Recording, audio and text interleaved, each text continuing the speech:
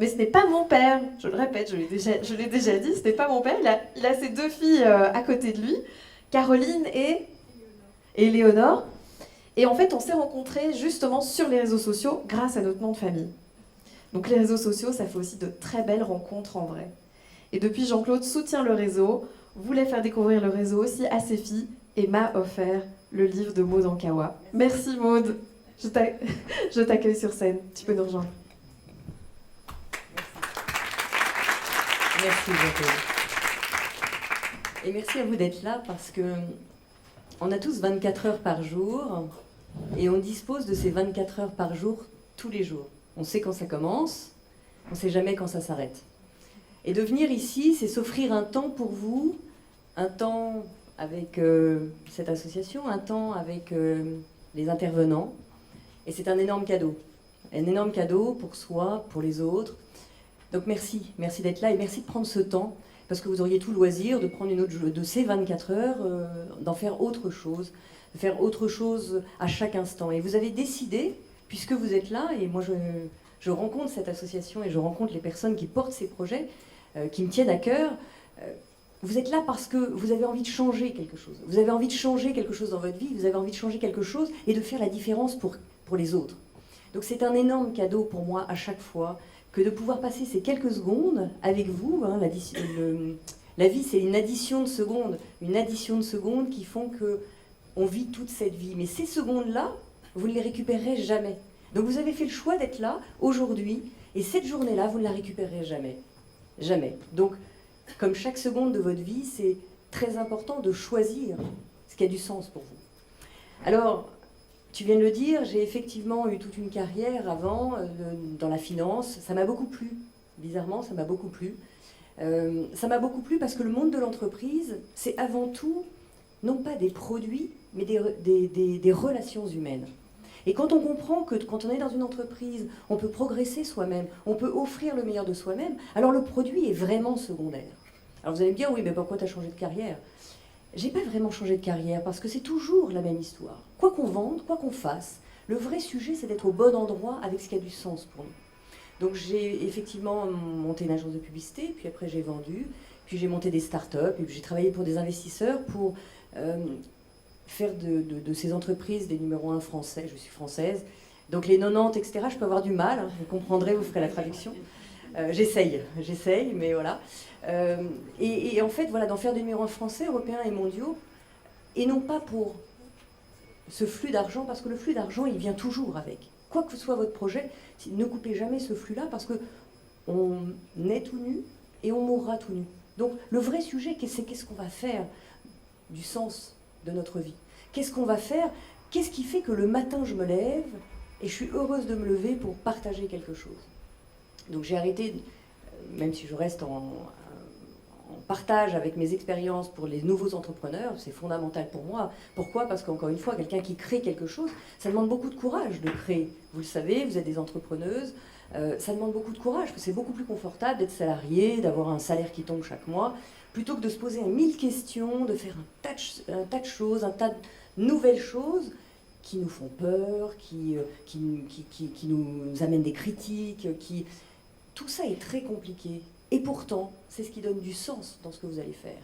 Et il y aura des moments difficiles. Et il y aura plus de moments difficiles, d'ailleurs, quand vous allez commencer, que de moments faciles. Alors, avant et pour commencer, j'aimerais vous poser une question. Qui ici s'est déjà senti submergé, justement, par ces émotions ? Vous savez, c'est ce moment...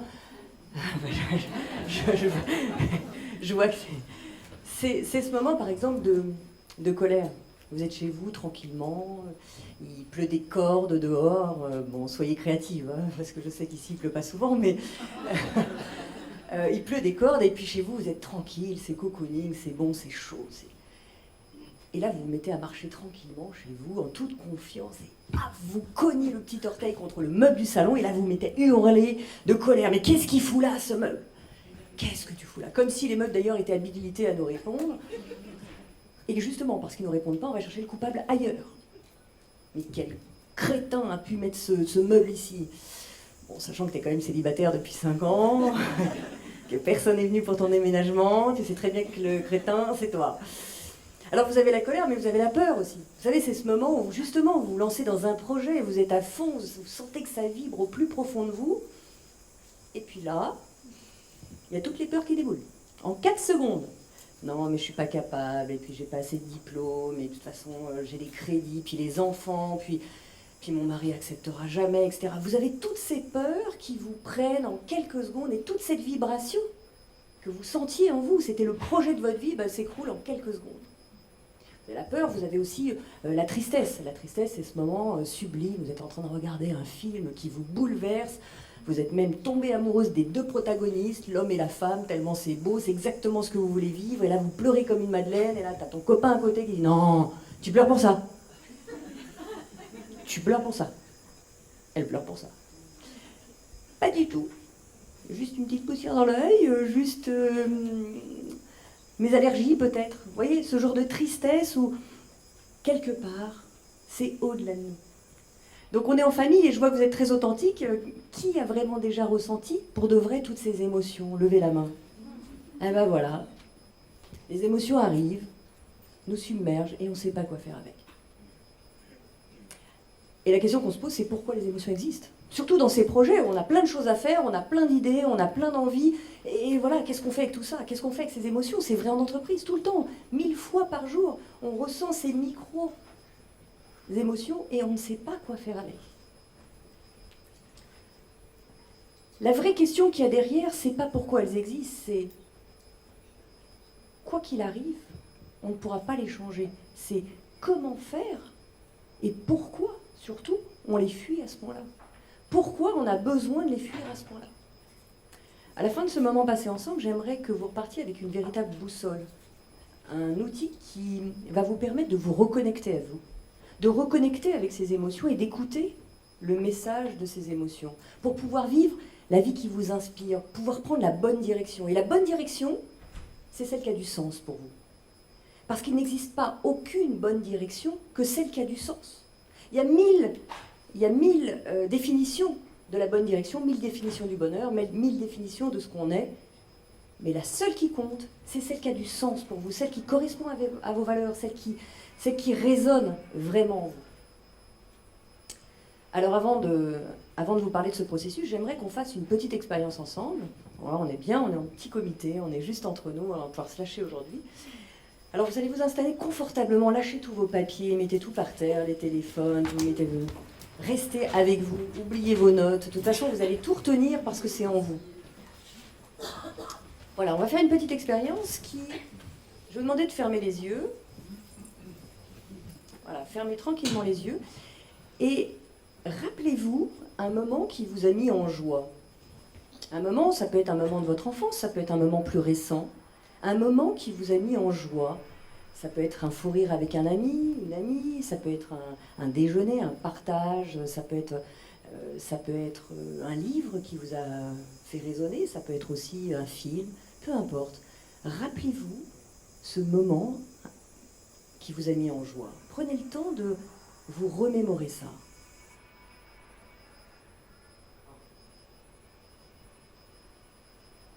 Je vous laisse un peu de temps parce que c'est très important de reconnecter ce petit moment de joie. Pas forcément un immense moment de joie, mais ce petit moment de joie.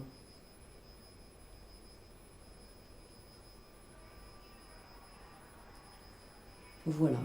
Alors revivez ce moment-là. Revivez ce moment, revivez les odeurs, revivez l'intensité même de la voix de votre interlocuteur, de votre interlocutrice. Ça peut être un lever de soleil, même simplement, s'il n'y a pas d'interlocuteur, mais revivez cette intensité. Votre voix peut-être, vos ressentis. Revivez tranquillement ce moment-là. Et observez comme la joie s'empare complètement de votre être. Observez comme ça jaillit en vous et que tout votre corps, en quelques secondes, revit cette joie. Et laissez cette joie avancer, laissez cette joie se propager à côté de vous, autour de vos voisines. Laissez cette joie émaner de vous. Et puis au-delà de vos voisines, laissez cette joie devant, derrière. Laissez cette joie, encore une fois, se propager bien plus loin. Peut-être dans tout le casino et dans votre ville, dans votre région. Au-delà de votre région, laissez cette joie aller bien plus loin, en Belgique, puis partout en Europe, et pourquoi pas partout sur la planète. Laissez cette joie continuer, bien au-delà de vous, bien au-delà de la planète. Laissez cette joie vous envahir. Et observez comme en quelques secondes, votre corps tout entier émane de cette joie.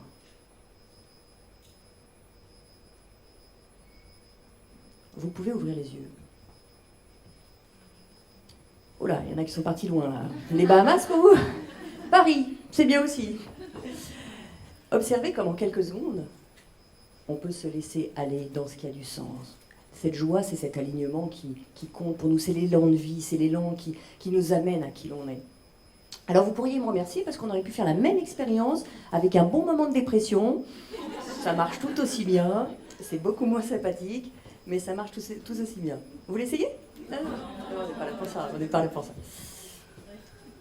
Alors voilà, les émotions arrivent, nous submergent, on ne sait pas quoi faire avec. Et c'est bien normal parce que personne ne nous familiarise avec les émotions.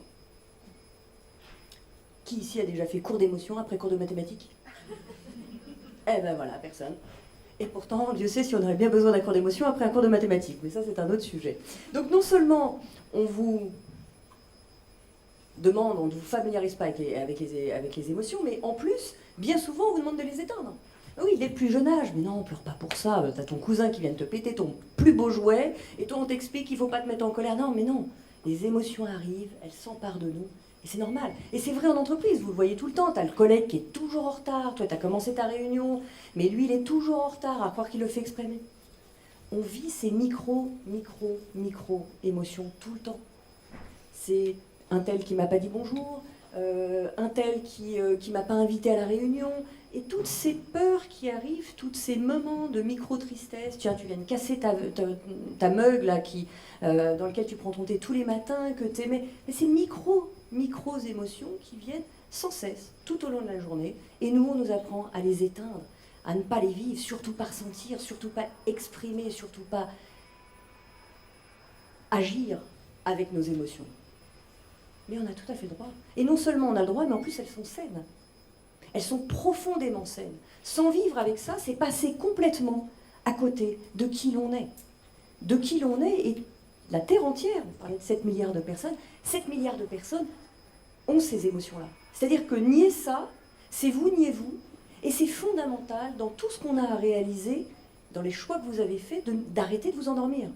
Arrêter de vous endormir, ça veut dire quoi? Ça veut dire arrêter de subir un job qui ne vous convient pas, arrêter de subir quelque chose qui n'a plus de sens pour vous, et vivre en phase avec qui vous êtes. Mais pour vivre en phase avec qui vous êtes, il faut commencer par se comprendre soi-même, par vivre avec ce qui a du sens pour nous, et nos émotions, vous allez le voir, est un guide absolu de ce qu'on peut faire et la direction dans laquelle on peut agir. C'est la boussole intérieure qui nous fait dire qu'on est au bon endroit, pas au bon endroit, et toutes les émotions, aussi inconfortables qu'elles soient,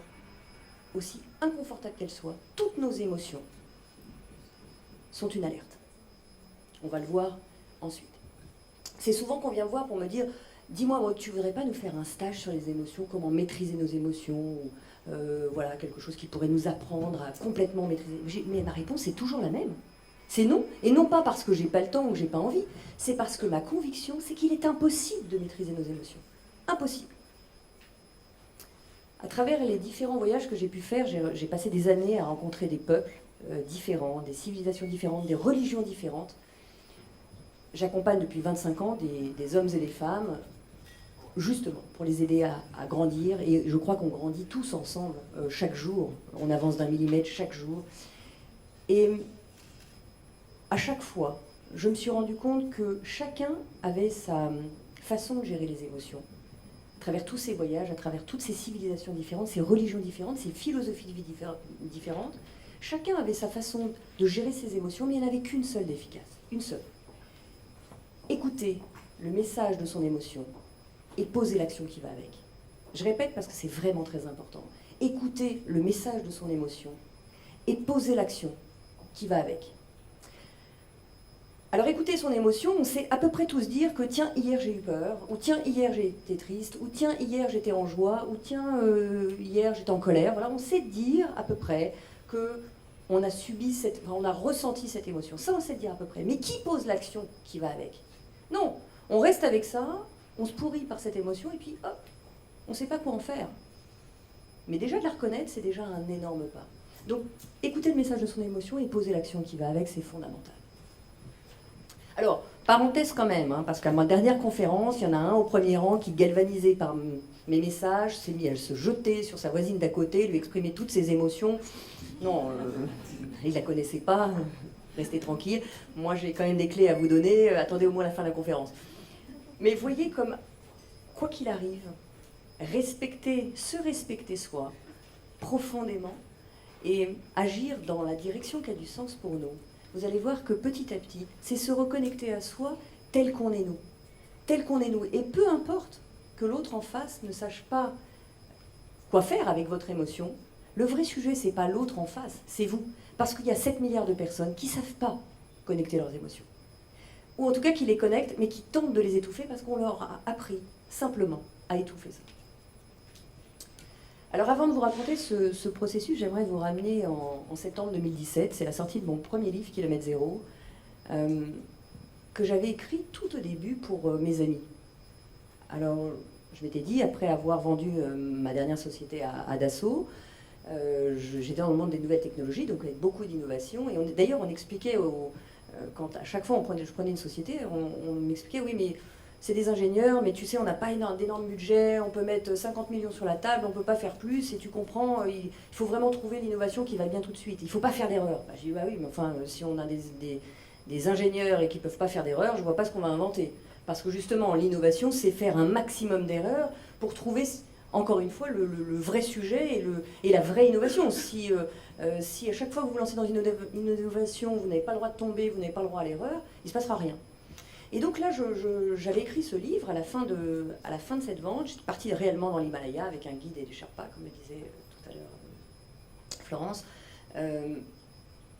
Et j'ai écrit ce livre et je l'ai offert à une centaine d'amis. Alors, j'ai pas 100 amis, c'est pas vrai, j'ai plutôt une centaine de relations que j'ai fait venir chez moi. Et je leur dis, bah voilà, j'ai écrit un livre, vous me demandez comment je fais pour réussir en entreprise, quelle est ma philosophie de vie. Ben, je l'ai écrit à travers Kilomètre Zéro, qui est un roman initiatique et qui retrace le voyage d'une femme qui travaille beaucoup trop et qui va se retrouver à cheminer dans l'Himalaya avec un guide et des Sherpas, ce qui n'est pas du tout son monde.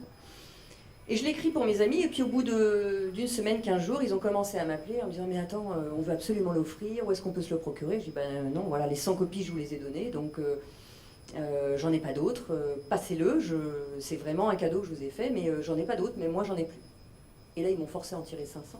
Puis les 500 sont partis en une semaine, puis 1000, puis 5000, puis 10 000. Et là, il fait le tour de la planète en très peu de temps. Et ça me dépasse complètement. Mais ça me dépasse et en même temps, là où on met notre intention, l'énergie suit toujours. Là où on met notre intention, moi, je me suis retrouvée en phase de... Quand j'ai vendu cette société et que je suis partie dans l'Himalaya, je me suis dit, mais bon, ok, maintenant, qu'est-ce que je vais faire ? Qu'est-ce qui a du sens pour moi ? Je ne sais pas, parce que je n'ai pas envie de repartir en entreprise. Je pense que j'en ai fait le tour. Qu'est-ce qui a du sens? Qu'est-ce qui va faire que je vais pouvoir me tourner vers les autres, je vais pouvoir me tourner vers et offrir ce que je suis? Vous savez, la définition du travail, j'ai retrouvé ça dans l'Antiquité grecque, qui explique que le travail, c'est grandir pour offrir le meilleur de soi-même. Je répète parce que c'est pas forcément ce qu'on a aujourd'hui, c'est grandir pour offrir le meilleur de soi-même. Et aujourd'hui, on travaille pour payer des factures. C'est un petit peu différent. Ce que vous avez choisi de faire, c'est justement de grandir vous-même pour offrir le meilleur de vous-même. Sinon, vous ne montez pas une société, vous ne devenez pas indépendante. Vous n'offrez pas ce qui a du sens pour vous. Vous continuez à travailler dans un métier qui ne vous convient pas beaucoup. Et c'est pas parce qu'on est salarié d'ailleurs que c'est un métier qui ne vous convient pas. Alexis le disait tout à l'heure, lui il a eu beaucoup de plaisir et il est toujours salarié de Facebook et il est bien parce que ça a du sens pour lui. Donc c'est pas parce qu'on est entrepreneur qu'on est mieux que les autres ou qu'on va dans la direction qui a du sens pour nous. On peut être salarié et être bien dans ce qu'on fait. Mais en tout cas, se poser la question de savoir ce qui a du sens, c'est ce qui change tout. Parce que quand je me lève le matin, vous le voyez bien, vous, même si c'est difficile, même s'il y a des peurs, mais quand vous vous levez le matin et qu'il se passe quelque chose d'aligner avec vous, malgré vos peurs, malgré vos risques. Vous vous dites, c'est ça que je veux faire. C'est exactement ça. Moi, je crois qu'on est bien dans son travail à partir du moment où on est prêt à payer pour ce qu'on fait. La question qu'il faut se poser, c'est est-ce que je serai prêt à payer pour faire ce que je fais? Et si c'est non, eh bien, il faut chercher autre chose. Très dur, ça, très difficile à entendre, hein, je reconnais, mais posez-vous la question tous les matins. Est-ce que je serai prêt à payer pour aller à ce travail? Ah ben non, moi je ne serai pas prêt du tout. Ce que je veux, c'est toucher mon chèque à la fin du mois, et puis après je fais autre chose. Pensez-y, parce que c'est le moteur qui va vous amener à ce qui a du sens pour vous. Donc là, je me retrouve en septembre 2017, parce qu'après cette aventure auto-éditée que j'ai offert à mes amis, qui l'ont porté complètement, on passait notre temps à faire des cartons. Là, les éditeurs, au bout de 10 000 bouquins, se sont dit « Oh là là, mais qu'est-ce qui se passe avec votre livre? Il faut absolument qu'on vous rencontre. On voudrait éditer votre livre. » Et donc, je rencontre Erol, avec qui j'ai signé. Et en septembre 2017, c'est la sortie officielle de Kilomètre Zéro sous ce format chez mon éditeur. Et là, je me retrouve surexcitée de me dire, enfin, je vais pouvoir parler bien au-delà d'un livre, de ce qui a du sens pour moi. Et en même temps, je gérais des boîtes, et vous êtes face à des salariés, vous parlez d'un produit, vous n'êtes pas vous-même, vous avez votre costume de directeur général, de peu importe, de directeur financier ou je ne sais quoi, et vous portez un costume et vous parlez de vos produits. Mais là, c'est la première fois que je vais pouvoir parler de ce qui me tient à cœur.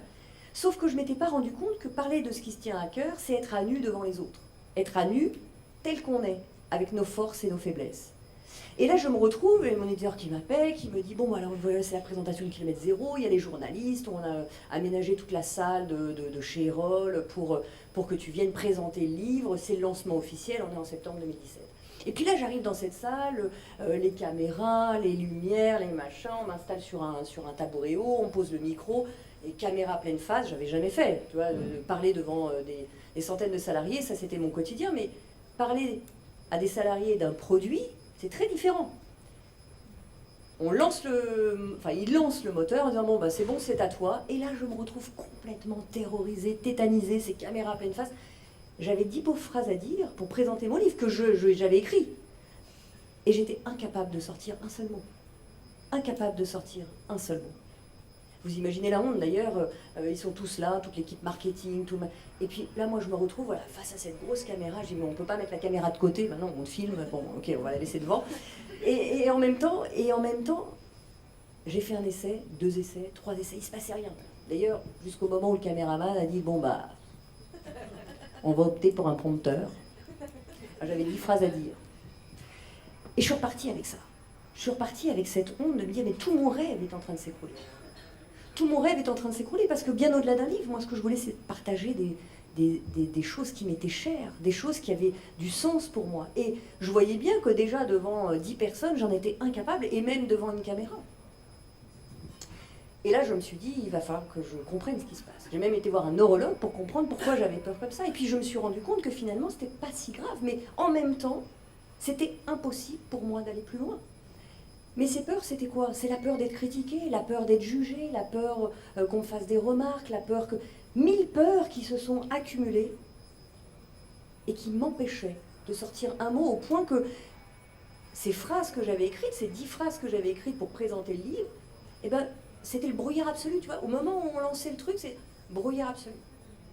Pourquoi je vous raconte ça? Parce que c'est fondamental de comprendre que tous ces sujets-là, vous allez les passer. Aujourd'hui, on voit que le succès de quelqu'un, comme tous les gens qui ont réussi dans le business, on ne voit que leur succès absolu. Ils ont vendu, alors nous on a plusieurs centaines de milliers de livres qui traversent le monde, et on voit, bah ça y est, oui, mais elle a eu la chance, ou peut-être elle était surdiplômée, ou j'en sais rien, c'est pas pour moi je sais pas, moi j'ai pas fait, et puis je suis fébrile, etc. On est tous fébriles quand on tombe. La réussite, quel que soit le projet, c'est se relever une fois de plus que d'être tombé. La réussite, c'est se relever une fois de plus que d'être tombé. Vous savez, j'ai appris qu'on tombait en moyenne 2000 fois pour apprendre à marcher. 2000 fois. On tombe de 2000 fois de tout son poids pour apprendre à marcher. Vous marchez tous, je crois, pour venir ici.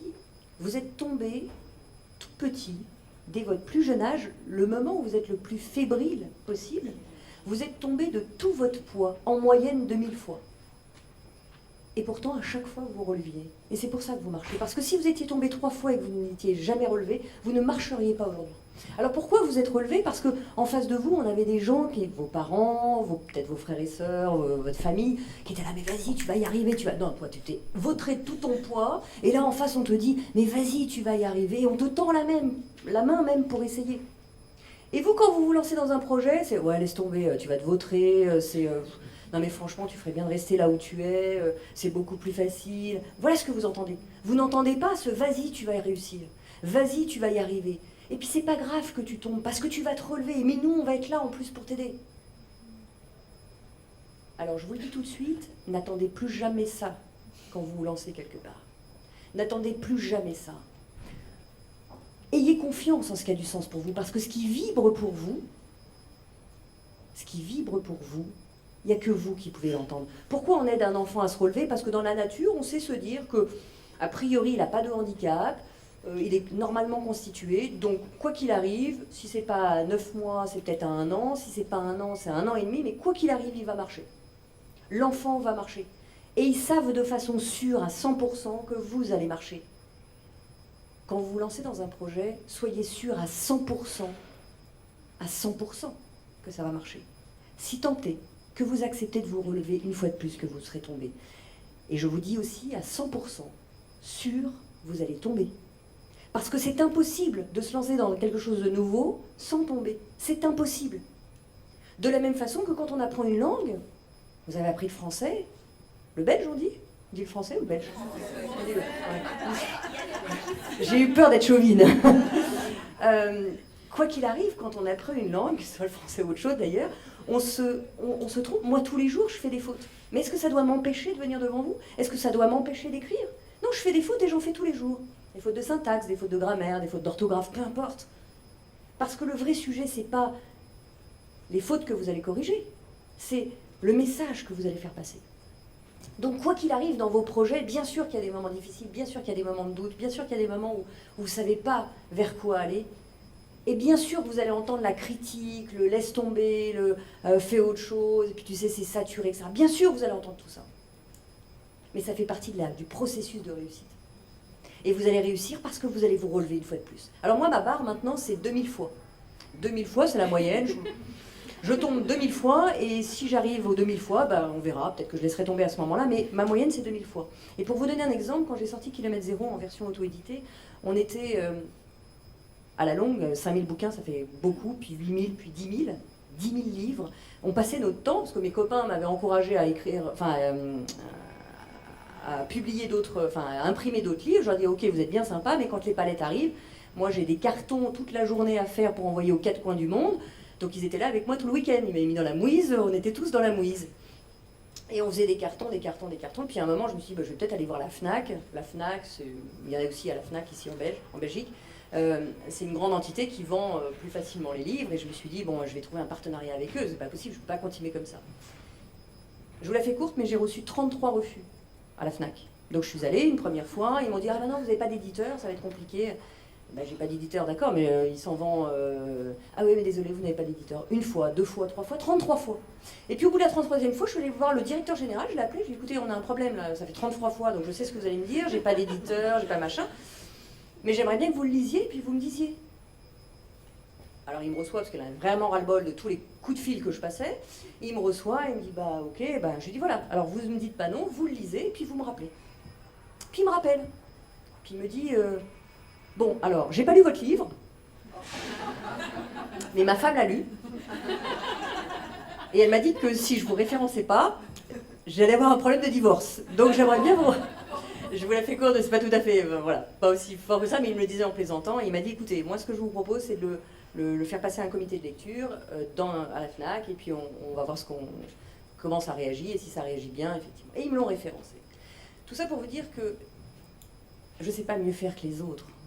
Mais encore une fois, ma moyenne c'est 2000 fois. Je sais que moi je ne fais pas partie des gens qui ont dû marcher plus vite que les autres, donc j'ai dû tomber en moyenne 2000 fois. Et tant que j'atteins pas ces 2000 fois, ben je continue. Je continue. Et si vous enlevez votre problème d'ego, qui est la honte d'avoir un nom, qu'est-ce que je risque? J'appelle une nouvelle fois, on me dit non? Ok, je repars avec mon nom. Et puis je reviens on me chasse par la porte, ben je reviens par la fenêtre. On me dit non? Ok, ben j'essaierai par la cave. Quelle importance? Parce que de toute façon, le vrai sujet, c'est qu'est-ce que je veux faire moi? Qu'est-ce qui a du sens pour moi? C'est pas de vendre des livres. Moi, j'ai eu la chance de gagner ma vie dans la finance, c'est pas en vendant des livres que je vais gagner ma vie, mais pour autant, je me dis que si une phrase, un mot peut faire du bien à une personne sur Terre, alors j'ai raison de me battre tous les jours. Et vous, dans vos métiers, quels que soient vos métiers, quel que soit ce qui a du sens pour vous, si vous faites du bien à une personne, parce que je suis persuadée, d'ailleurs je peux vous poser la question, ce que vous faites, quelle est la motivation qu'il y a derrière? Est-ce que parmi vous, il y a des gens qui veulent aider les autres et faire un monde meilleur? Levez la main. Et voilà. Gardez ça en tête. Le sujet, c'est pas de devenir célèbre, de machin, on s'en fout. Parce qu'encore une fois, on est tout nu, on mourra tout nu. Le vrai sujet, c'est qui je vais impacter pendant ce laps de temps très court où je suis sur Terre. Qui je vais impacter? Qu'est-ce que je vais donner? Et comme vous le voyez, j'en étais sûre, vous faites ça, vous êtes ici dans cette association, ici pour apprendre à grandir, parce qu'on apprend à chaque seconde. Vous êtes ici parce que vous avez envie de donner le meilleur de vous, envie d'aider une phrase, un mot, une personne, pour qui ça va changer quelque chose. Et vous avez raison de vous battre. Et vous avez raison de tomber.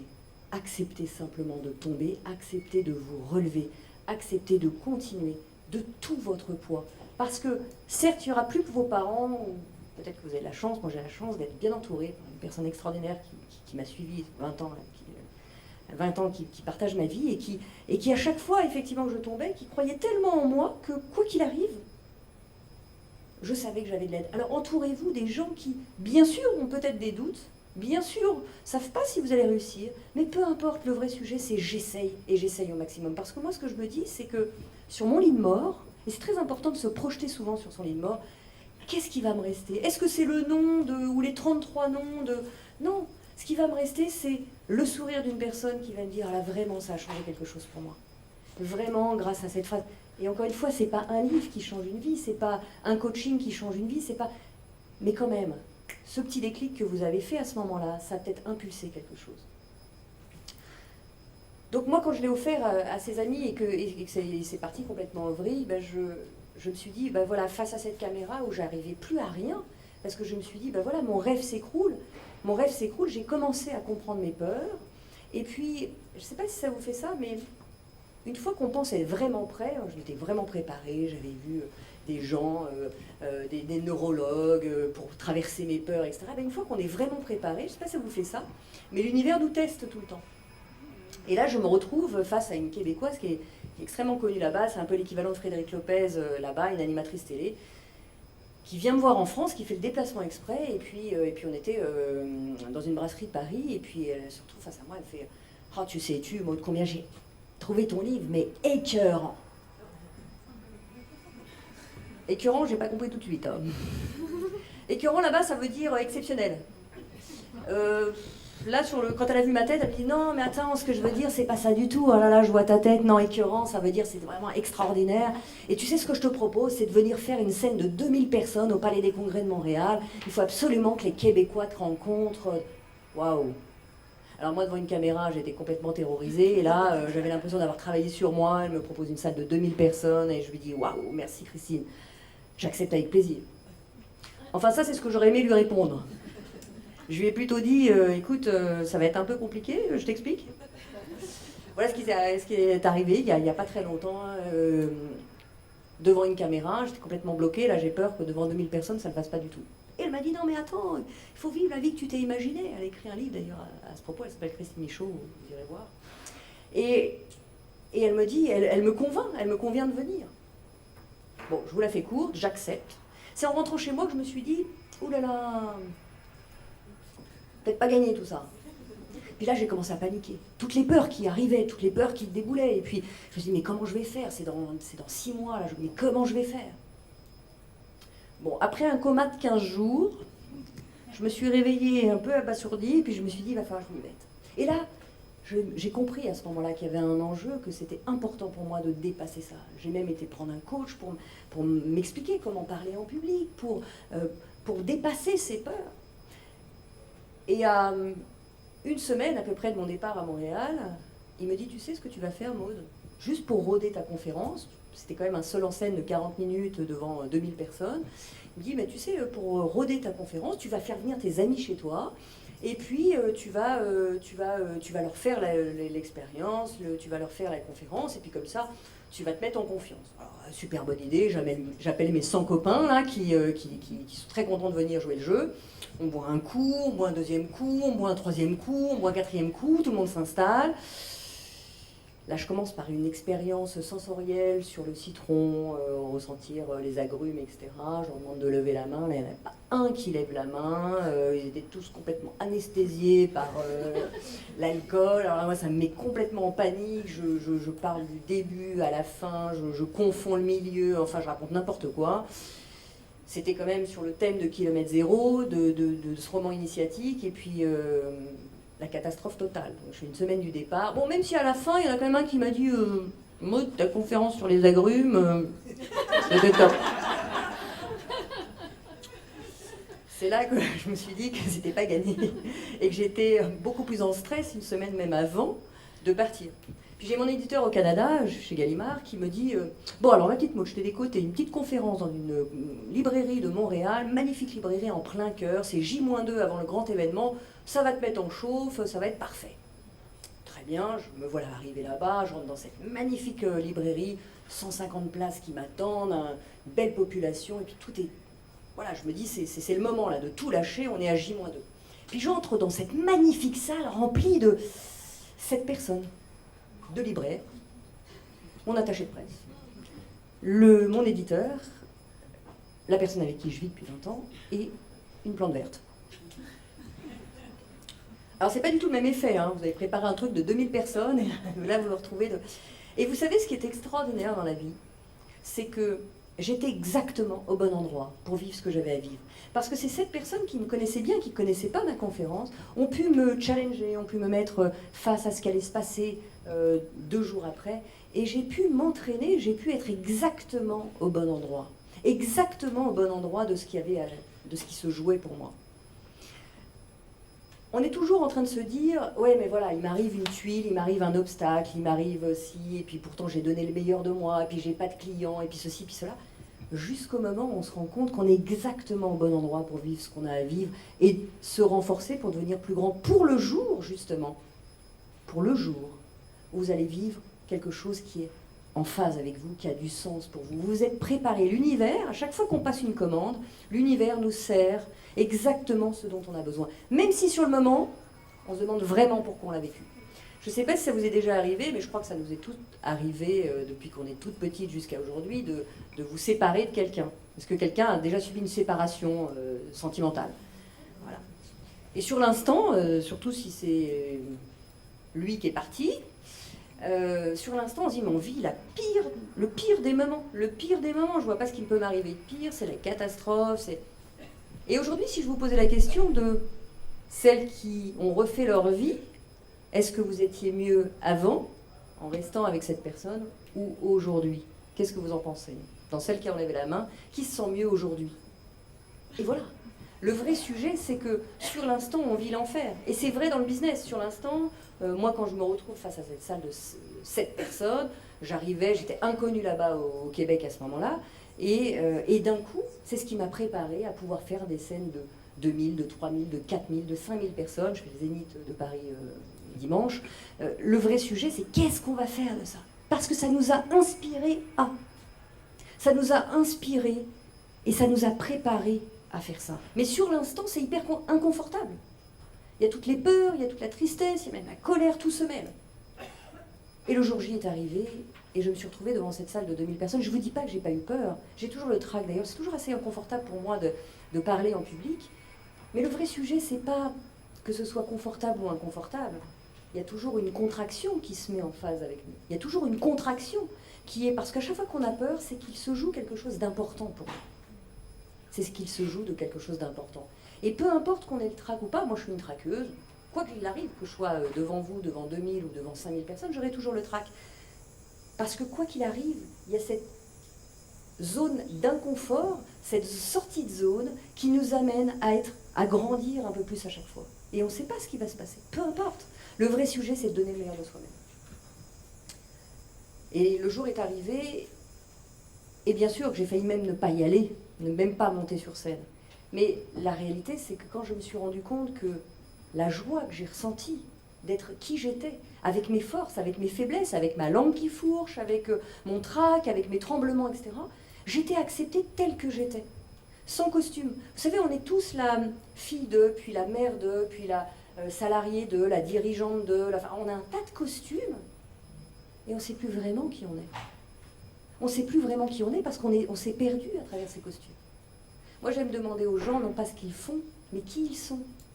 Qui ils sont, parce que derrière, c'est quoi tes valeurs?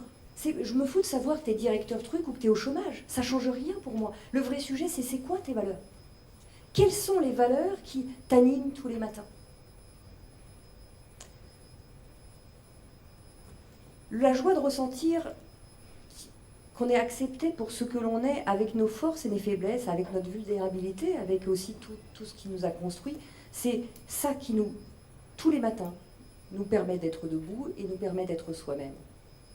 Et cette joie-là, j'ai pu la ressentir, et c'est pour ça d'ailleurs que j'ai écrit ce deuxième livre, parce que pour moi l'aventure, c'était écrire un livre avec des copains, de leur offrir, et ça s'arrêtait là. Bon, ils l'ont porté, on a plus de 200 000 livres en un an. Je viens de sortir Respire, qui est un tout nouveau livre, qui est un autre voyage. Le premier se passe dans l'Himalaya, Respire se passe en Thaïlande avec une autre bande d'amis, et puis encore une fois, c'est arriver à se découvrir soi-même, s'enlever tous ces costumes, reconnecter avec ses émotions, reconnecter avec ce qui a du sens pour nous, même si ça reste 2 romans. Alors, je suis une très mauvaise romancière en fait, parce que je ne sais pas inventer des histoires, donc c'est réellement ma vie, même si ça se passe à travers des romans, c'est aussi la vie de gens que j'accompagne, et je voulais croiser toutes ces vies pour permettre à chacun de comprendre que quoi qu'il arrive, qu'on soit un homme ou une femme, on vit aussi tout ça. Et si je vous posais la question, et je vais vous la poser sans que vous me répondiez au sujet lui-même, mais si je vous posais la question même individuellement de ce que vous avez vécu de difficile dans votre vie, on serait effaré de voir le nombre de boulets qu'on porte tous les uns les autres, et on se regarderait très différemment si vous connaissiez tous mes boulets, si je connaissais tous les vôtres, parce qu'on vit tous des choses extrêmement douloureuses, extrêmement difficiles. Et pourtant, on est vivant. Et je crois que, c'est ce que je dis à mes lecteurs, il n'y a plus d'auteurs et des lecteurs, il n'y a plus de dirigeants et des salariés, il n'y a plus d'hommes ou de femmes, il y a juste des êtres humains qui sont à cœur ouvert et qui ont envie de partager des expériences. Et si on met tout notre pouvoir, toutes ces expériences au milieu, si on agit pour les autres et non pas sur les autres, alors ça change l'ensemble de ce qu'on est en train de vivre. Donc se reconnecter à soi, être authentique avec soi, avec ses forces et ses faiblesses, avec ses tremblements, avec ses peurs, avec bien sûr vous allez traverser tout ça, ça fait partie de ce courage, parce que je crois que le bonheur, c'est très courageux, c'est une philosophie de vie qui nous oblige sans cesse à se dépasser. J'ai vécu ces premières expériences il y a 2 ans, donc à la sortie de ce premier livre, et puis après j'ai fait beaucoup de conférences un peu partout dans le monde, et à chaque fois j'ai pu ressentir ce trac, mais à chaque fois j'ai pris 1 millimètre de mieux.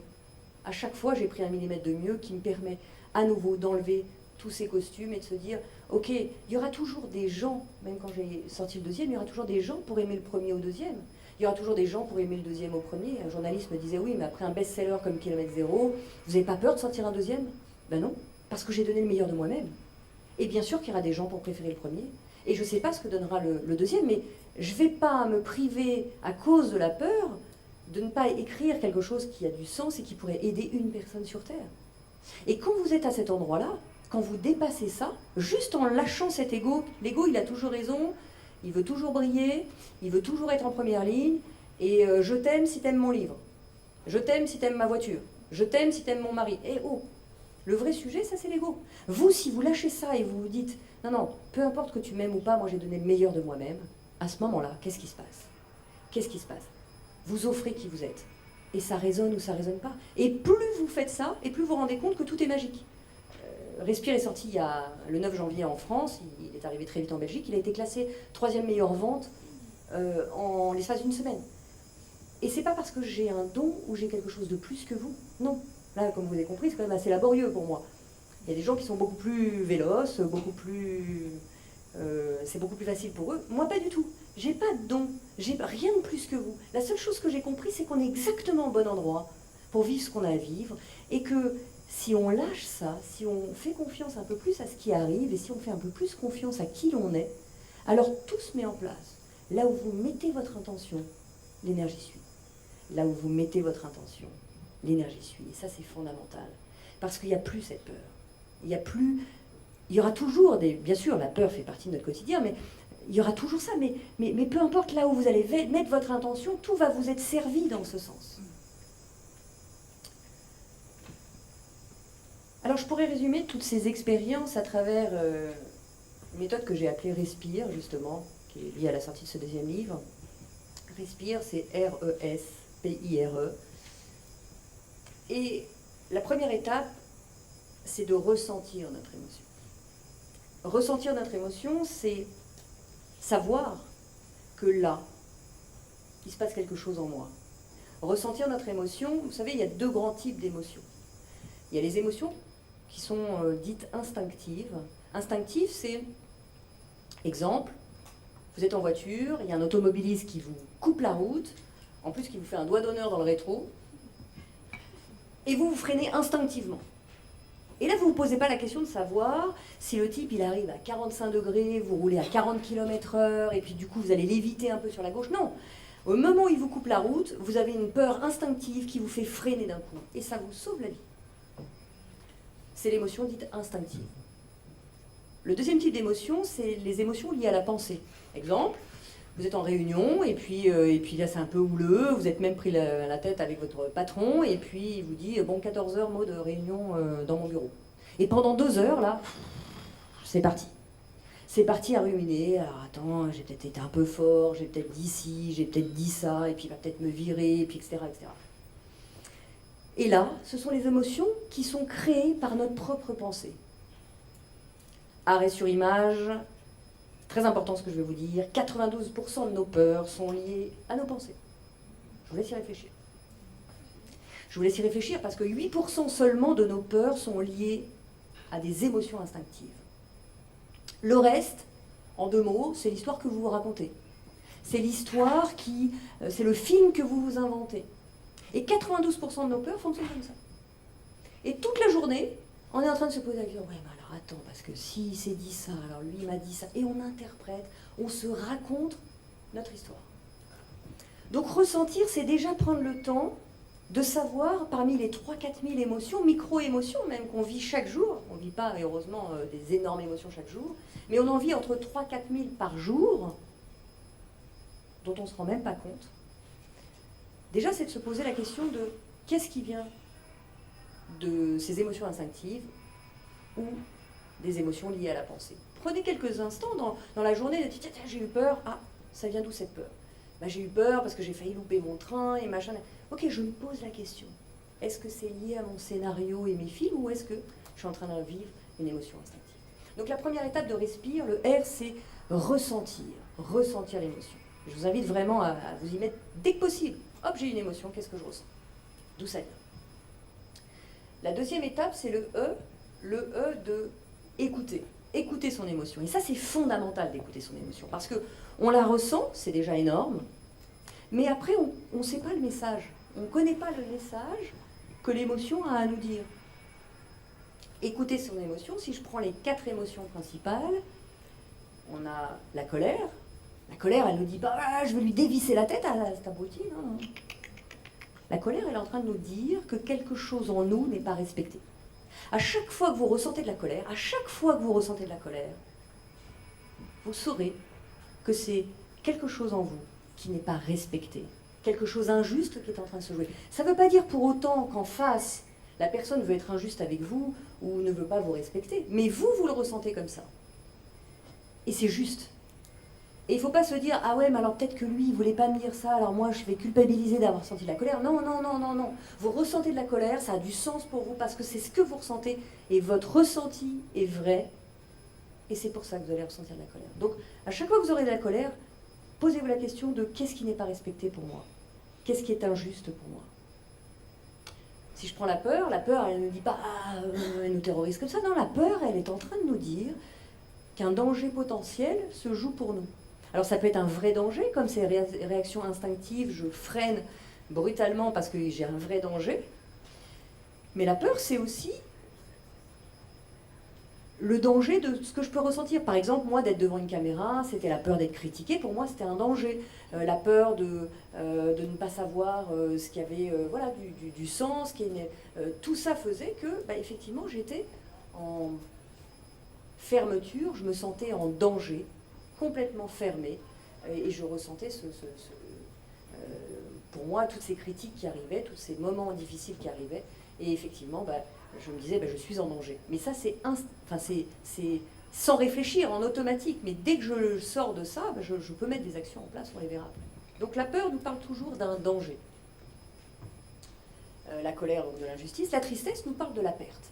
À chaque fois que je suis triste, posez-vous la question de qu'est-ce que je suis en train de perdre. Alors évidemment, si on parle d'un deuil, c'est très simple de comprendre qu'on est en train de perdre quelqu'un de cher. Donc évidemment, ça nous parle de ça. Mais comme je vous disais, des fois, une tasse qui se casse, c'est une micro-tristesse. Tiens, j'adorais cette tasse, elle venait de mon chéri, elle venait de ma meilleure amie. Enfin bon, voilà, ça me fait une micro-peine. Ben oui, parce qu'on parle de perte. Mais l'avantage de la tristesse, c'est aussi qu'elle nous parle du renouveau. À chaque fois que vous avez de la tristesse, sachez que derrière, il y a du renouveau. Ce ne sera plus jamais la même situation, certes, mais il y a un renouveau. Ma tasse est cassée, alors vraiment, c'est pas grave, mais derrière, il y aura un renouveau, il y aura une nouvelle tasse, une autre étape. Donc, quoi qu'il arrive, à chaque fois que vous ressentez de la tristesse, posez-vous la question de qu'est-ce que je suis en train de perdre? Qu'est-ce qui me fait mal? Quel deuil j'ai à faire de? Mais derrière, il y aura un renouveau. Et la joie, pour reprendre les 4 émotions principales, et la joie, c'est le moteur, c'est l'élan. C'est l'élan de vie. À chaque fois que vous ressentez de la joie, tout est possible. Pas forcément que dans l'amour, c'est pas parce que vous tombez amoureuse, mais quand vous tombez amoureuse, vous sentez de la joie profonde, tout est possible, vous avez des ailes. Ou quand vous vous connectez à votre projet qui a du sens pour vous, qui vous met en joie, et bien là on se dit, voilà, tout est possible. C'est ça que je veux vivre, c'est cet élan de vie, c'est le moteur de la vie, la joie, c'est notre moteur de vie. Donc la deuxième étape, c'est de bien écouter le message. Je répète, la colère, c'est l'injustice, l'irrespect. La peur, c'est l'impression d'un danger. Et il faut passer à l'action. La tristesse, c'est la connexion à cette perte et renouveau. Et la joie, c'est notre moteur, notre élan de vie. Deuxième étape, donc, d'écouter le message. La troisième étape, c'est de sourire. Le S de sourire, sourire à l'émotion. Alors, qu'est-ce que j'entends par sourire? Sourire, c'est accueillir ce qui est en train de se passer. Parce que l'émotion, encore une fois, qu'elle soit confortable ou pas, moi je ne crois pas aux mauvaises émotions et aux bonnes émotions. Il n'y a que des émotions positives. Par contre, certaines sont inconfortables. C'est sûr que quand j'ai peur, c'est inconfortable. Quand je suis triste, c'est inconfortable. Quand je suis en colère, c'est inconfortable. Mais c'est une alerte pour m'expliquer qu'il y a quelque chose qui est en train de se jouer pour moi. C'est une alerte pour me dire que si je ne sens pas cet alignement, cette paix, cette sérénité, c'est que je ne suis pas au bon endroit. Si je vais tous les jours dans mon travail et que je commence à être contractée, je suis en colère, je suis en tristesse, j'y vais entrer dans les pieds, etc., si je ne ressentais pas ces émotions, je ne pourrais pas savoir.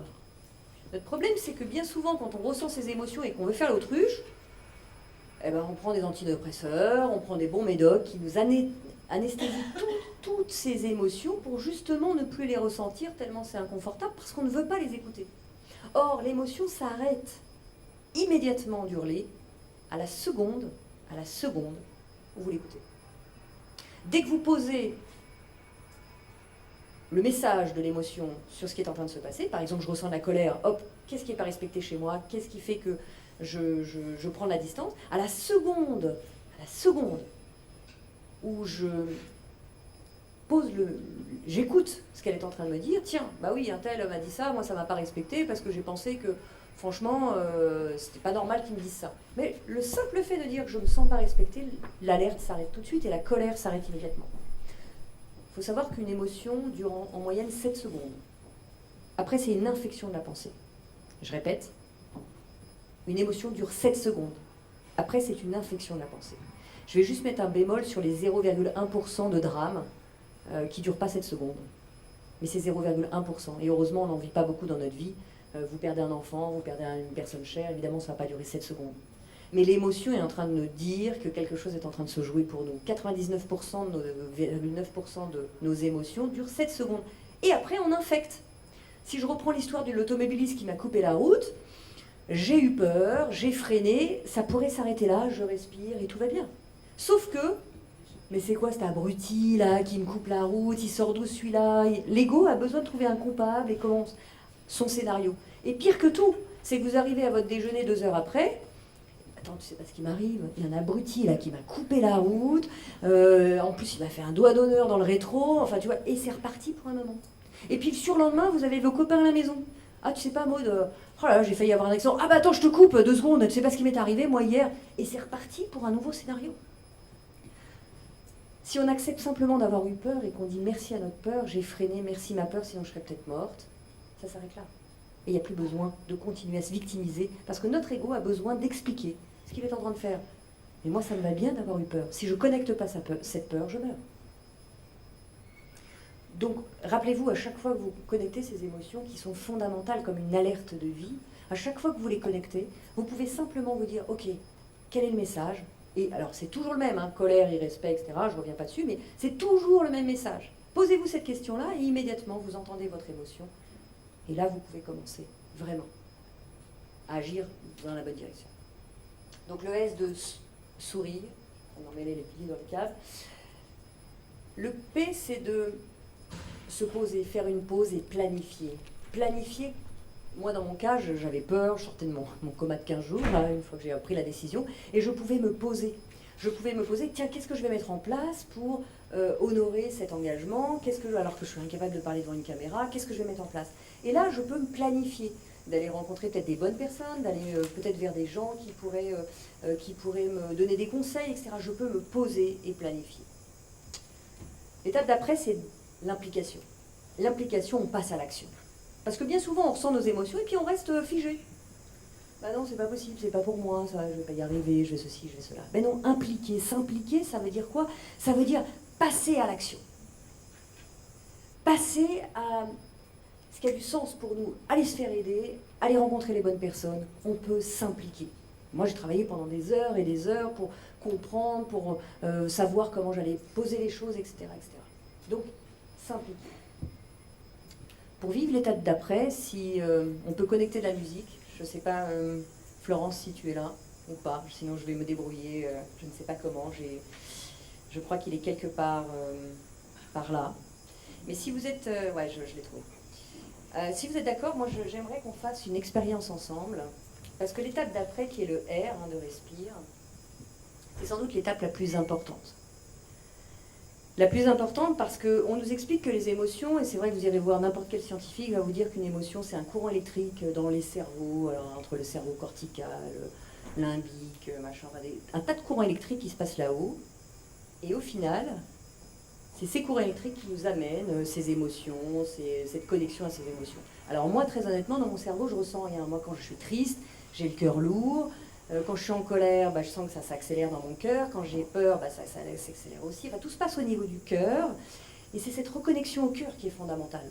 La reconnexion au cerveau, ça va, on y arrive très bien. Hein. Ça mouline très très bien là-haut. Un peu trop d'ailleurs. Et on aimerait bien l'arrêter. Mais le vrai sujet, c'est de se reconnecter à soi. Se reconnecter à soi et à notre ressenti. Parce que tout se passe dans nos ressentis corporels. Et je vous parle de ça... c'est pas parce qu'on est chez nous ou en dehors de chez nous qu'on fait ça. On peut faire ça tout le temps. Moi, j'ai dirigé des entreprises pendant des années et il n'y a pas un moment où j'ai dirigé une entreprise aux mathématiques. Pourtant, je viens du monde de la finance, hein, expert comptable à la base, commissaire au compte. Donc, vous voyez, c'est du lourd quand même dans l'Excel, quoi, on va dire. Mais non. La réalité, c'est que vous pouvez faire des probabilités et tout ce que vous voulez. Le vrai sujet, c'est de se reconnecter à tiens, mais est-ce que c'est là que j'ai envie d'aller? Est-ce que malgré les mathématiques, c'est pas ailleurs que j'ai envie de me connecter? Cette intuition, qui peut paraître souvent un peu perchée d'ailleurs, qui a déjà eu de l'intuition sans même que vous l'ayez écoutée? Qui a déjà eu de l'intuition? Levez la main. Ah ben voilà, tout le monde a l'intuition. Et c'est pas réservé aux gens perchés. Tout le monde a l'intuition, mais on l'écoute pas pour 3 raisons principales. 3 raisons principales. La première, c'est qu'elle est irrationnelle. On ne sait pas l'expliquer. Et à partir du moment où on ne sait pas l'expliquer, qu'est-ce qui se passe? On n'en veut pas. Non, j'ai l'intuition, mais non, tu as fait des maths, tu me dis qu'il y a 80% de chances de réussir dans cette direction. Là, tu me dis que par intuition, il faut aller vers ces 20%. Moi, j'ai passé ma vie à gérer des boîtes comme ça. Les investisseurs me disaient, mais attends, Maud, non, tu me dis, vous faites comme vous voulez, c'est vous qui mettez les millions. Moi, je vous dis que là, les maths, ils nous donnent 80%. Moi, je vous dis que mon intuition, il faut aller Donc voie A, moi je vous dis que mon intuition va vers voie B. Vous faites comme vous voulez, moi je sais que c'est par là qu'on va réussir. Ah bon? T'es sûr? Le problème, c'est que l'intuition, c'est irrationnel, je ne vais pas pouvoir l'expliquer. Les maths, je peux les expliquer. Mais si vous n'êtes pas dans votre intuition, si vous n'êtes pas connecté à votre intuition, vous n'arriverez à rien. Et ce n'est pas les maths qui vont vous sauver. Donc l'intuition, on ne l'écoute pas parce que c'est irrationnel. La deuxième raison pour laquelle... merci, Alexandra arrive à Florence arrive à mon secours, et on va faire l'expérience juste après. La deuxième raison, c'est que c'est très rapide l'intuition. Il y a une phrase d'Anne Baratin, alors je vous parle de quelque chose de sérieux, elle s'appelle Baratin, j'en suis désolée, mais elle s'appelle comme ça. C'est un auteur du XVIIIe siècle et qui écrit que l'intuition, c'est un éclair que Dieu vous prête. L'intuition, c'est un éclair que Dieu vous prête. Et c'est exactement ça. Vous avez une intuition, c'est un éclair, c'est très très rapide. Et si vous laissez le reste vous envahir, l'intuition est déjà partie. Et le troisième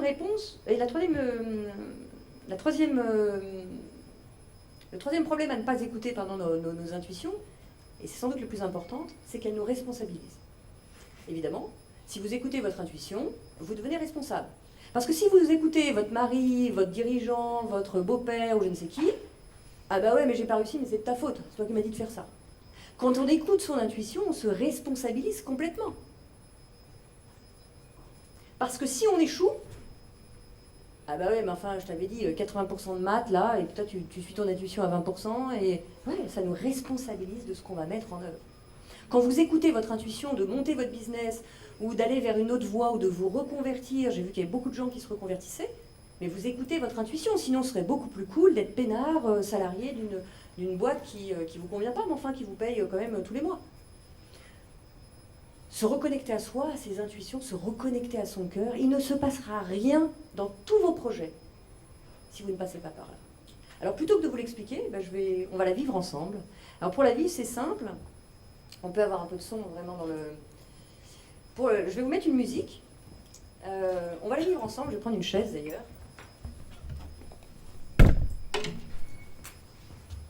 C'est génial, on peut se permettre ça parce qu'on est ensemble, on a du temps. Vous allez prendre vos aises parce qu'on va vivre vraiment cette expérience. C'est une expérience qui n'est pas facile. Je préfère le dire, vous avez tout le loisir de sortir, elle dure 3 minutes, donc celles qui ne veulent pas la vivre, vous pouvez aller boire un coup. C'est pas une expérience facile parce que ça nous oblige à sortir de notre zone de confort. Notre confort, on le connaît bien, on sait très bien que si je reste assis sur ma chaise tranquille et j'écoute la conférencière, je vais passer un bon petit moment ou pas, je peux dormir, je peux regarder mon téléphone, peu importe.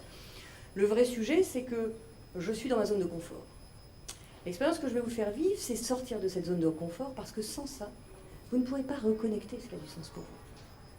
Et à chaque fois que vous allez vous lancer dans un projet, à chaque fois, vous allez ressentir cette zone d'inconfort où il faut oser quelque chose. Et ce que je vais vous demander d'oser, c'est de vous reconnecter à vous. Donc ça va se passer, la musique dure à peu près 3 minutes. Vous allez simplement écouter, dans un premier temps, les paroles de la musique. On va se recroqueviller sur nous, comme ça, je vais vous montrer avant. On va se recroqueviller sur nous comme ça pendant près d'1 minute. Et puis au fur et à mesure que la musique va évoluer, vous allez pouvoir vous laisser votre cœur... Tu la lances pas tout de suite, hein. Tu la lances pas tout de suite. Vous allez écouter, alors on est en live là, vous allez pouvoir vous ouvrir, donc petit à petit, on va commencer pendant 1 minute comme ça, et puis après au bout d'1 minute, vous allez voir votre corps va s'ouvrir, vous allez vous lever, tout ça va se faire les yeux fermés pour que justement on ne ressente pas ni la honte de l'autre qui me regarde, etc. Je veux voir tous les yeux fermés jusqu'à ce que je vous demande de les réouvrir. Je veux que vous fassiez cette expérience pour vous, et non pas parce que la voisine va penser que, et machin, on s'en fout complètement de la voisine. Quand vous allez vous lancer dans votre projet, pensez que les voisins, on s'en fout. Que les critiques des autres, on s'en fout. Je vous explique bien l'exercice, comme ça ceux qui veulent sortir pourront le faire avant qu'on lance la musique. Hein. Donc soyez absolument tranquilles. Donc tout ça va se passer les yeux fermés. Première étape pendant 1 minute, tranquillement on est recroquevillé. Puis on se laisse le corps s'ouvrir, et puis vous allez voir, la dernière partie de la musique est beaucoup plus dynamique. Je vais vous entendre hurler, je vais vous entendre crier vos projets, je veux entendre un brouhaha général, je veux couvrir la musique d'en bas, les machines à sous en bas, enfin je sais pas. Je veux du vrai cœur.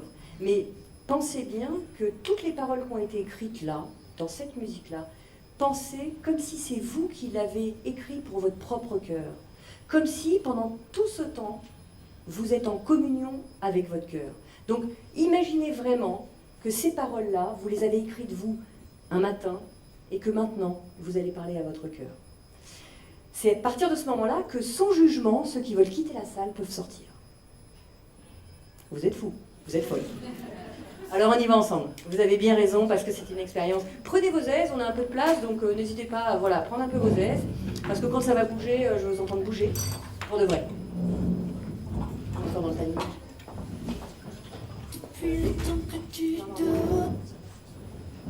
Ok, donc voilà. Je vais vous voir tous recroqueviller tranquillement.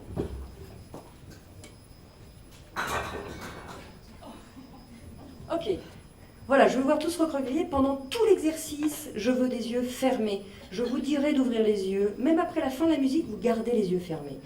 Je veux vous entendre tranquillement, vous éveiller, mais c'est vous avec vous. Il n'y a plus personne dans la salle. Vous êtes vous avec vous. Uniquement vous avec vous et votre cœur. C'est parti. Depuis le temps que tu dors, ça fait des mois que tu hibernes, que tu sors pas de ta caverne. T'as beau tout faire pour le cacher, sous tes airs douces mal léchés.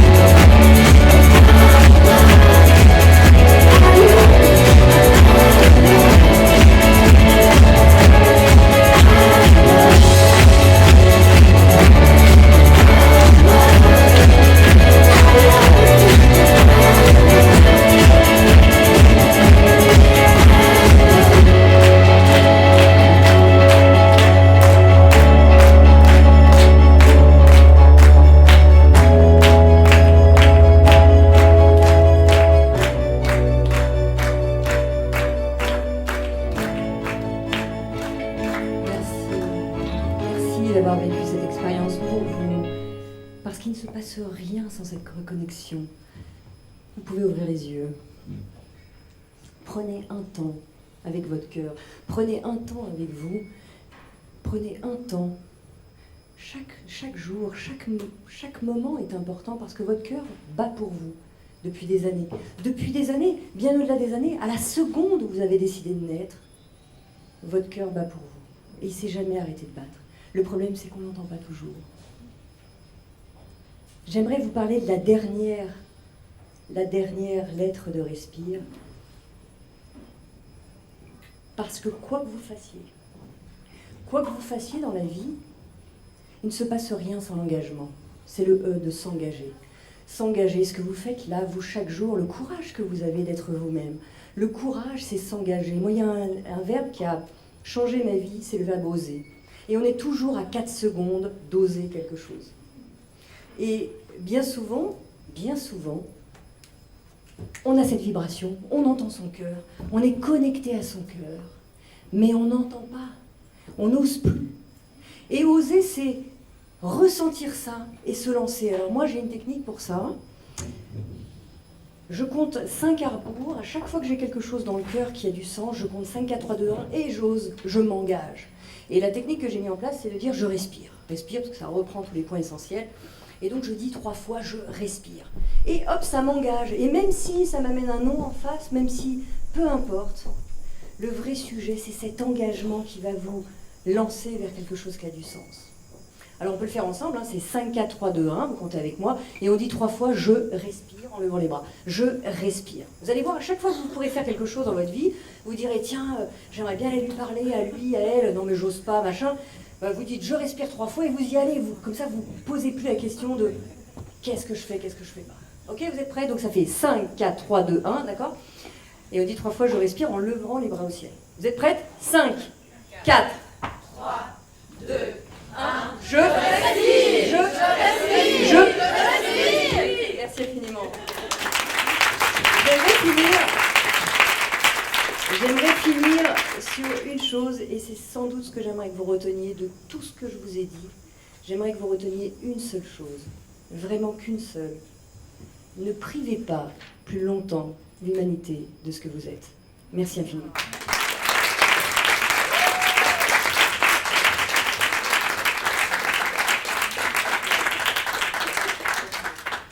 Merci Maud, bah, je sais plus quoi dire. Hein.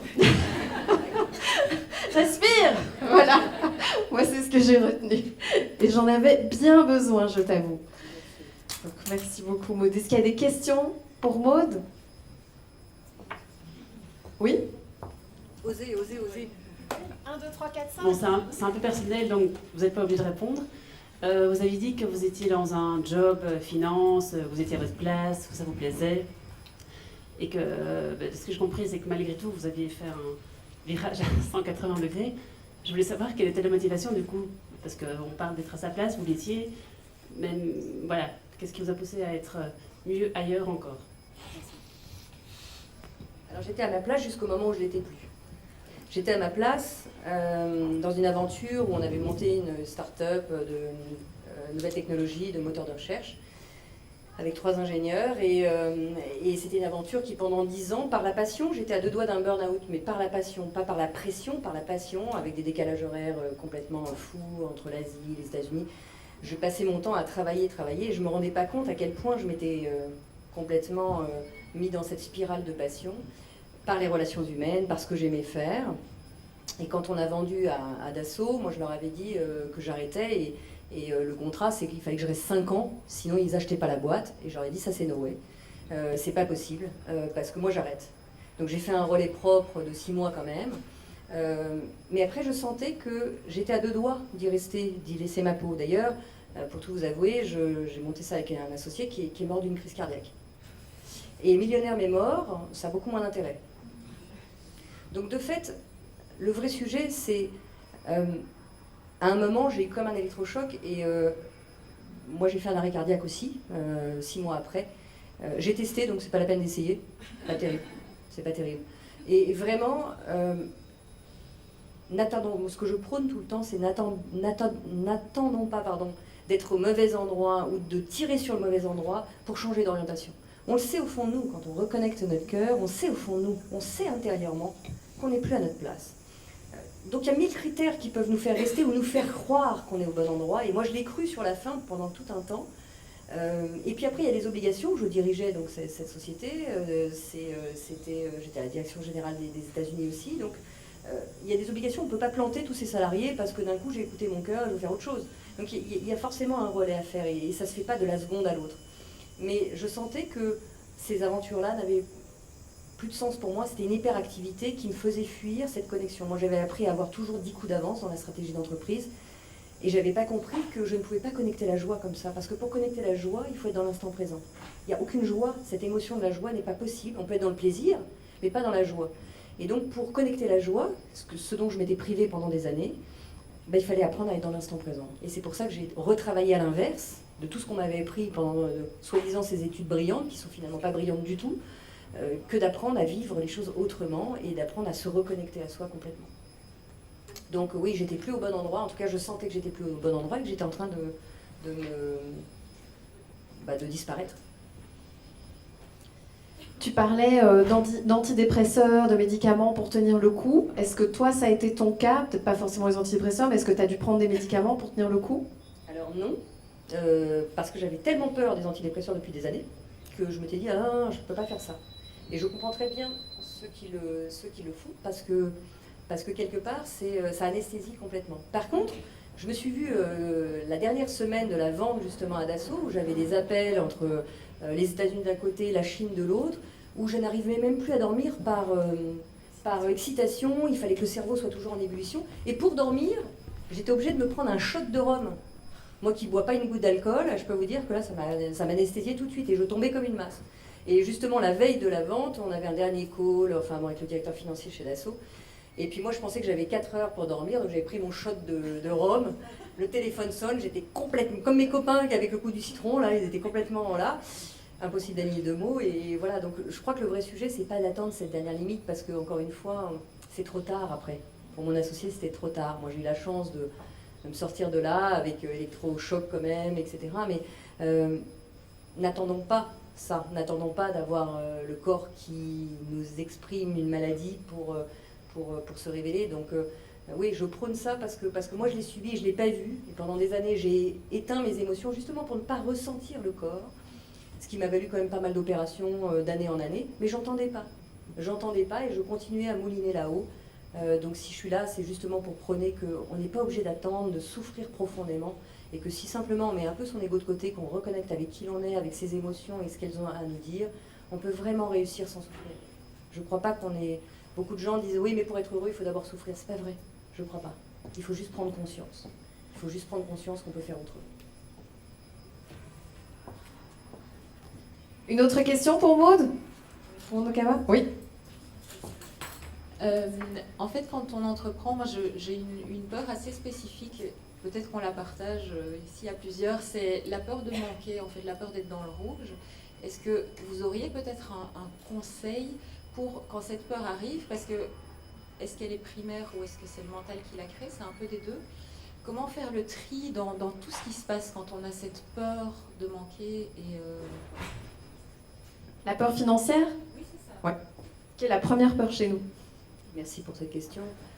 Elle est normale déjà, il faut l'accueillir, parce que la peur nous parle d'un danger, ce qu'on a vu tout à l'heure. Et le danger, ce serait que je ne puisse plus me nourrir, que je ne puisse plus subvenir aux besoins de ma famille, avoir un toit, etc. Cette peur, elle est viscérale depuis qu'on est né. C'est notre besoin primaire que de se nourrir, etc. La réalité, c'est que finalement, il y a très peu de moments où on a manqué. Il y a plein de moments où on a eu peur de manquer, mais il y a très peu de moments dans notre vie où on a manqué pour de vrai. Manquer pour de vrai, ça veut dire ne pas savoir, ne pas pouvoir manger, même ne serait-ce que des pâtes. Moi, je sais qu'en tant qu'étudiante, il y a des moments où des copains me disaient on va au resto, j'avais pas l'argent pour le faire. C'est pas pourtant que j'ai manqué. Oui, j'ai pas eu assez d'argent pour aller au restaurant ce jour-là, mais j'ai mangé des pâtes et tout allait bien et je suis encore en vie. Donc le vrai sujet dans cette peur viscérale de mourir, parce que qu'est-ce qu'il y a derrière cette peur, qui n'est pas une peur anodine, c'est la peur de mourir qui est derrière.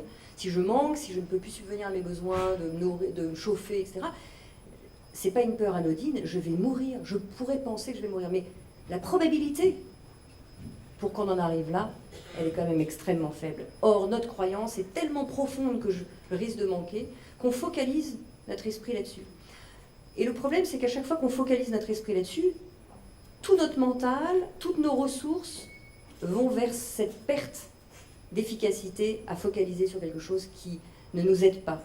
Tu sais, à chaque fois que on pose notre intention sur quelque chose, toute l'énergie va vers ça. Par exemple, tu dis, tiens, demain, je vais acheter une nouvelle voiture. Bon, je connais rien en voiture, mais admettons que tu veuilles acheter une Golf, par exemple. Tu te dis, bon, bah, je voudrais acheter une Golf. Et les jours qui vont suivre, tu vas voir des Golf partout dans la rue. Pourquoi? Parce que ton attention est sur cette voiture, alors qu'avant, tu n'en voyais aucune. Ah, c'est bizarre, il n'y avait pas du tout de Golf à Bruxelles jusqu'à hier. Puis d'un coup, il n'y a que des Golf. Et en fait, le vrai sujet, c'est cette attention-là. Donc, pour répondre à ta question, la peur, elle est normale. Parce que tu fais quelque chose de nouveau, et notre esprit va tout de suite vers ce qui va être difficile à vivre. Tout de suite. La peur nous annonce qu'un danger potentiel, même si c'est 0,0001% de chance de la vivre, elle va focaliser là-dessus. Donc, face à ça, qu'est-ce que je fais pour répondre à ta question? C'est d'y mettre de la confiance. À chaque fois que j'ai peur, je sème des graines de confiance. Confiance, ça veut dire quoi? Ça veut dire, ok, il y a un truc qui vibre en moi, il y a un truc qui a du sens pour moi. Je sais que ça va pas être facile, je sais que je vais tomber, je vais peut-être moins gagner d'argent, j'irai peut-être moins au restaurant, j'irai peut-être moins à m'acheter des fringues, etc. Mais c'est pas grave.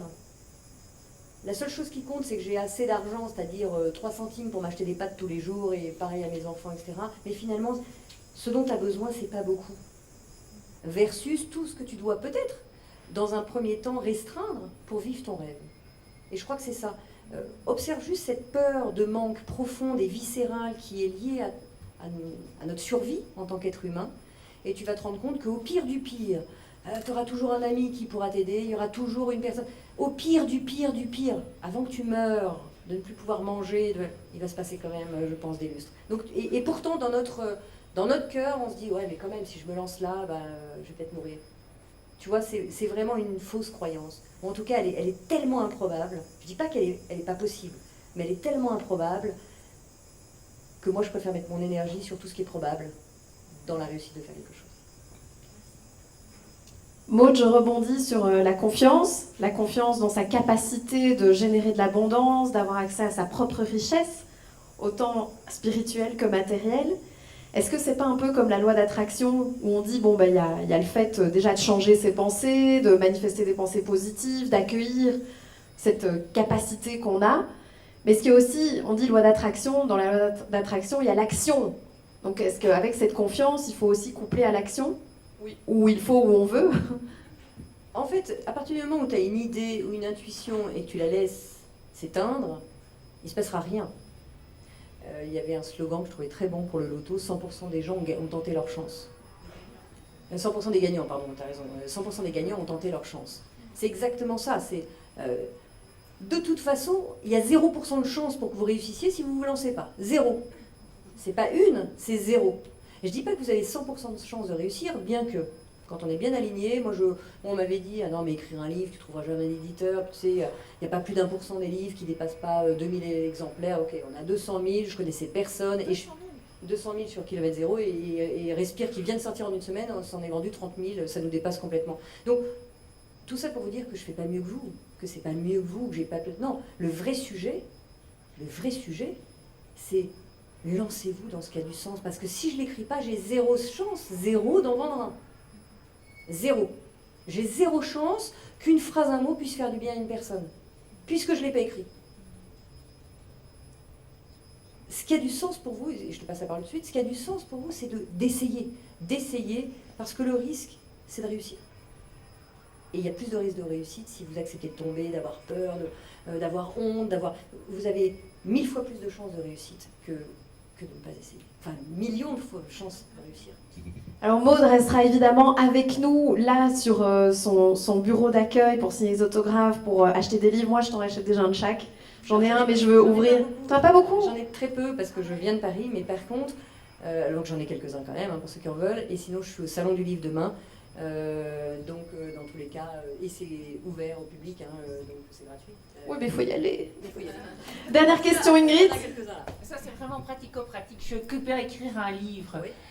Alors, continue. Oui, non, ça c'est clair.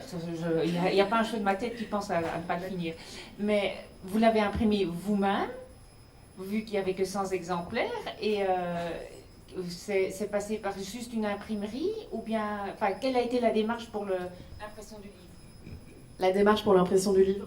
Alors en fait, je voulais aller chez Copytop, je ne sais pas si vous avez ça, c'est un magasin qui fait des photocopies en France. Donc au début, je m'étais dit, bah voilà, comme je veux l'offrir à des copains, je vais aller chez Copytop, je vais sortir 100 exemplaires comme ça. Puis quand je suis arrivée chez Copytop, je me dis, quitte à faire un cadeau, je vais plutôt aller voir un imprimeur. Je travaillais dans la pub avant, j'ai appelé un imprimeur, je dis, écoute, voilà, j'ai écrit un livre, est-ce que tu peux m'aider à le mettre en page? J'ai une photo de l'Himalaya, c'était pas cette photo-là, mais voilà, est-ce que tu peux m'aider? Et puis il m'a aidé à le mettre en page et j'ai été voir un imprimeur et ça coûte pas cher du tout d'imprimer un livre. Pour donner un ordre d'idée, sur un grand format, comme vous allez voir, on est avec du beau papier, avec, tu vois, d'imprimer un livre, c'est 3 € quelque chose. Tu vois, donc c'est pas... voilà. Après, il y a tous les frais, évidemment, de stockage, de distribution, de libraire, etc. Mais le livre lui-même, l'impression lui-même, donc c'est complètement abordable. Tu vois, t'en imprimes 100, ça te coûte 300 €. Je dis pas que c'est pas une somme, mais enfin bon, c'est pas non plus délirant. Bon, après, le reste du travail, j'ai bien compris que tu vois, passer son temps à faire des paquets, des machins, ça c'est autre chose. Mais, et c'est pour ça qu'on comprend, mais tu vois, le distributeur prend 30%, le libraire prend 40%, enfin voilà, donc c'est pour ça que derrière, il y a beaucoup de frais. Mais quand toi tu l'écris et que tu veux, n'importe qui peut imprimer un livre, ça coûte pas très cher. Et donc oui, je l'ai fait comme ça, j'ai été voir un imprimeur, j'ai offert ces 100 bouquins, et puis voilà, c'est passé un truc. Est-ce qu'il y a une question? Est-ce qu'on a le temps pour une autre question? On n'a pas le temps pour les autres questions, donc ça c'est vite vu. Merci infiniment à vous. Merci vraiment.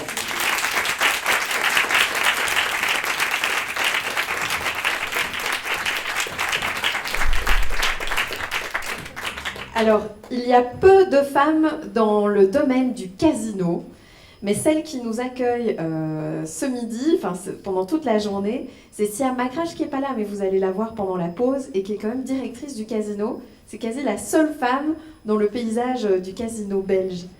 Et alors, un autre domaine dans lequel il y a très très peu de femmes aussi, c'est les chefs. D'ailleurs, voilà, chef at home. Les chefs, on voit Jamie Oliver, on a Pierre Dejambre, en Belgique aussi, de Sanbol. Et alors, on a une super wowo qui vous racontera son parcours après la pause lunch, qui est Olivia Auchy, qui est là. Voilà. Et donc, en fait, Olivia Auchy, j'adore, à chaque fois que j'ai au téléphone, elle me dit « Ma petite entreprise ne connaît pas la crise ». Ce que j'adore, parce que du coup, j'ai la chanson en tête au moins une demi-heure après. Donc, vraiment super chouette. Et Olivia va nous raconter aussi comment elle a fait le pas. Alors, plutôt graduellement, hein, Olivia. Toi, tu as pris tes précautions, tu es une femme précautionneuse, tu planifies pour pouvoir te lancer. Et peut-être que vous l'avez déjà vu sur LinkedIn, elle a des photos sur fond noir avec des aliments qui ressortent. C'est vraiment juste extraordinaire, donc elle vous racontera son parcours après le lunch. Je sais que vous avez toute faim. Je voudrais juste savoir, qui parmi vous n'est pas membre chez nous? Ok, il y en a quand même quelques-unes. Vous pouvez acheter les salades qui sont là, qui sont bio, éco, et même dans un emballage recyclable. Vous pouvez les acheter auprès de ma collaboratrice, qui est juste là, Virginie, avec les longs cheveux roux, qui est aussi une wowo et une amie. Et pour les wowos, vous avez évidemment votre lunch offert qui est compris dans votre membership, qui se trouve chez Virginie aussi. Elle va vous donner un petit bon. Parce que la personne chez laquelle vous allez chercher la salade, c'est Marion, qui est là avec son t-shirt Pack and Joy. Et donc Marion vous remettra votre salade en échange de votre petit bon. Marion qui est aussi une de nos membres et qui est aussi dans le domaine du food, mais complètement différent vu qu'elle vend des salades toutes faites, toutes prêtes et fraîches. Je voudrais aussi vous rappeler que vous recevez un gift pack lorsque vous partez. Il y a des stylos Village, il y a un jeu de cartes, il y a un échantillon et un bon cadeau de quand même 50 € chez une de nos autres wowos, Zoubeida, qui est juste là. Lève ta main, Zoubeida. Voilà.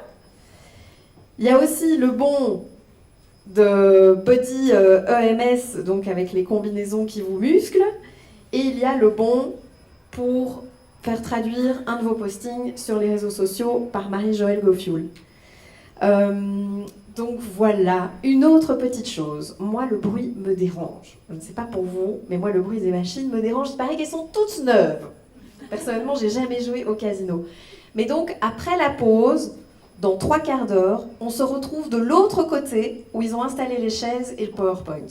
Donc là, on sera tranquille, on sera au calme.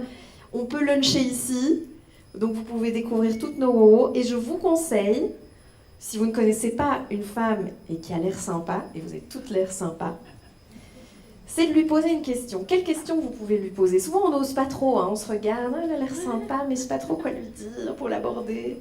Comment vous pourriez établir le premier contact? Break the ice, comme on dit. Comment vous pourriez faire ça? Je respire.